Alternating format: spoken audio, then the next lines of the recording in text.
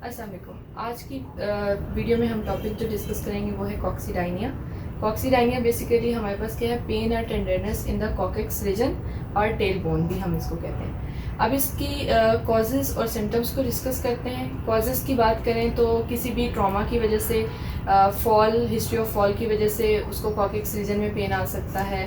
फिर प्रेगनेंसी की वजह से हो सकता है, आफ्टर चाइल्ड बर्थ हो सकता है, प्रोलॉन्ग सिटिंग की वजह से भी पेन आ सकता है टेल बोन में। उसके अलावा वाइल सिटिंग और लाइंग जो है पेशेंट को जो है वो पेन एग्रेवेट हो सकता है। अब इसके हम सिम्टम्स की बात करते हैं। तो सिम्टम्स की बात करें तो उसमें हमारे पास पेन सबसे पहले, टेंडरनेस होगी कॉकेक्स रीजन में, और पेशेंट जो है वो एक्सपीरियंस करेगा पेन ड्यूरिंग प्रोलॉन्ग लाइंग या सिटिंग, और उसको चलते फिरते भी जो है वो पेन होगा टेल बोन में।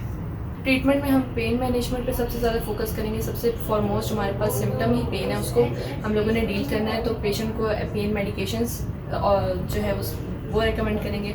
उसके अलावा हम फिजियोथेरेपी मॉडलिटीज़ यूज़ कर सकते हैं, हीटिंग आइज़, उसके अलावा इलेक्ट्रोथेरेपी की तरफ हम पेशेंट को जो है वो यूज़ करवा सकते हैं। अल्ट्रासाउंड हो गया, ये यूज़ करवा सकते हैं। उसके बाद हम एक्सरसाइजेज़ में हम करवा सकते हैं पेशेंट को कोर स्ट्रेंथनिंग एक्सरसाइजेज़ करवा सकते हैं, pelvic floor muscle strengthening exercises करवा सकते हैं। उसके अलावा स्ट्रेंथनिंग ऑफ ग्लूटियाई मसल्स भी करवा सकते हैं पेशेंट को, ताकि उसका पेन फर्दर एग्रेवेट ना हो और उसकी मसल्स जो हैं वो स्ट्रेंथन हो जाए, ताकि उसको वाइल सिटिंग, प्रोलॉन्ग सिटिंग में भी पेन ना आए। और पेशेंट को फर्दर रेकमेंड जो करेंगे उसमें डोनट हमारे पास पिलो टाइप होता है, वो पेशेंट को रेकमेंड करते हैं कि आप लॉन्ग टर्म सिटिंग के लिए जो है वो यूज़ करें। उसके अलावा सर्जरी हम करवाएंगे पेशेंट को इन स्वेयर केसेस।